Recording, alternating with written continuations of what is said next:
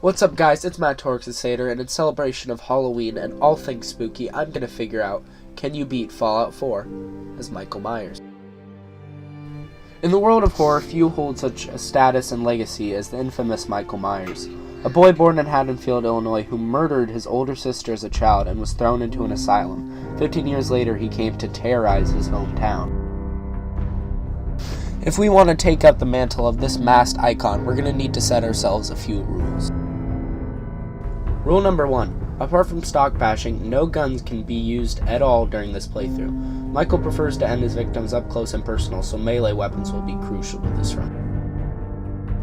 Rule number 2. No fancy weapons. Michael Myers' methods to kill are rather crude and simple, so things like Chinese swords, rippers, rocket hammers, and power fists will be excluded in this run, as well as spiked or barbed variations to weapons. Rule number 3. No armor. Since Michael tanks the bullets, explosions, and stabs of the citizens of Haddonfield on a daily basis with nothing but a mask and a pair of coveralls, we can't use any armor to protect ourselves during this playthrough. With these rules in place, hopefully we can figure out just why Michael kills. What compels him to stalk the people of Haddonfield till they go mad or die by his hands. So let's get started. I started the game off by modeling my character after what Michael has been shown to look like under the mask. Finished up and said hi to Cogsworth. I stopped by Sean's crib to check on him. Family is very important to Michael, but we'll touch up on that later.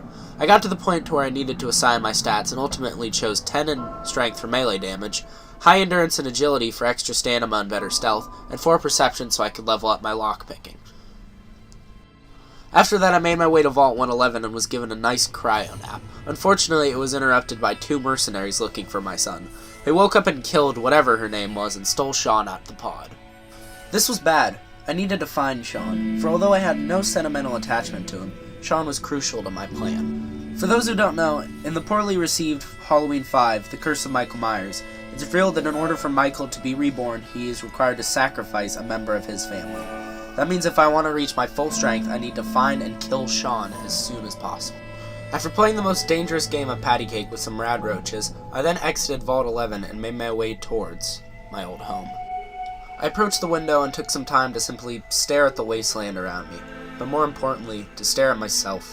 What I had become. The scars on my face showed the broken fragments of decades of senseless brutality. For as I stared through the window, the cold, lifeless eyes stared right back at me. After that, I headed up to the Dremlin Diner to help and then kill Trudy and her son. But I noticed something. I kept dying over and over again. I needed to get stronger. So I took a look at Michael and noticed I was missing something. His coveralls. I searched through the Fallout wiki and found what I needed. The mechanic's outfit. A pair of coveralls with a close scheme to Michael's. This was what I needed. I knew of 2 ways to get the outfit guaranteed.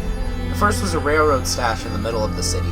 But after finding my way through the high-leveled super mutants for 40 minutes only to realize I needed to be actually allied with the railroad to open the cache, that left me with one option.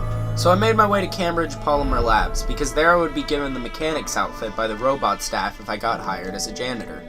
After getting my coveralls, I attempted to finish the mission, but I kept getting killed by the legendary ghoul, so I decided to just run for it. With my coveralls on, I sprinted my way towards the museum to go help Preston and the Minutemen. I made my way into the museum and found a shotgun. Although I couldn't shoot it, I could use it to gun bash, which was huge. I continued to fight my way through the remaining raiders, and when it came time to fight the Deathclaw, luck was on my side as the Deathclaw fell into a hole and I was able to slowly beat it to death. I also found a mask to cover up my face.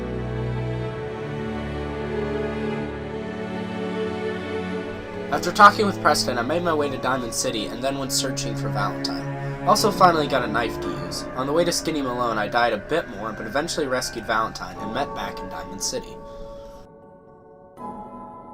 Valentine told me some bald guy came into town with a kid, so after committing some felonies, I found everyone's favorite good boy and went to find Kellogg. When it came to fighting the synths, I realized I was way under-leveled, so I went back to Preston and grinded through the Minutemen quest for some XP. I'll be choosing to side with the Minutemen this playthrough, but not for any reason in particular. After a decent amount of leveling, I fought my way through the synths and gave Kellogg his reprimands. I met back with Valentine and then did the most boring mission in existence. I knew if I was going to face the Institute, I was going to need a better weapon, so I headed to the Pickman's Gallery to get the most OP knife in the game. Pickman's blade does almost double damage compared to a regular switchblade that does 25 points of bleed damage. I made my way to the Glowing Sea to chat with Virgil about the Institute. He pointed me to a courser, so I did what Michael does best and stabbed him repeatedly.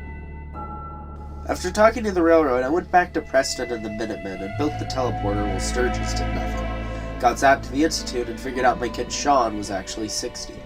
Old or not, I still needed him dead, so I killed Sean and stood my ground as I steadily worked through every synth, scientist, and soldier in the Institute until I could briskly walk my way back to the teleporter and return to the Minutemen. Even though my mission was completed, I knew the Institute was unhappy and was planning a counterattack, so I gathered my fellow Minutemen and killed the Queen Miraluk to take control of the old castle. Later in the day, I prepared for all-out war. Synths came in from every direction, stretched out our forces to the limit. At the end of the battle, I just barely survived with little health and no heals. Without thinking ahead very much, I brought little to no heals and swam my way through the sewers. Encountered little to no trouble from the synths or ghouls in the sewers, but a bigger threat remained. I zapped Preston and a couple Minutemen into the Institute and struggled to fight my way through the synth army. My lack of armor was really proving to be my downfall. I ended up just cowering in a corner and stealing meds off of any Minutemen corpse. I ran through the reactor area, skipping all the synths in my way. I popped a stealth boy and set the reactor core to blow. Got out of there and watched as the Commonwealth's biggest threat and my biggest competitor won the war. Thanks a lot to anyone who went on this journey with me. If anybody liked this video and wants to see more, please like and subscribe to the channel, and I'll see you in the next video.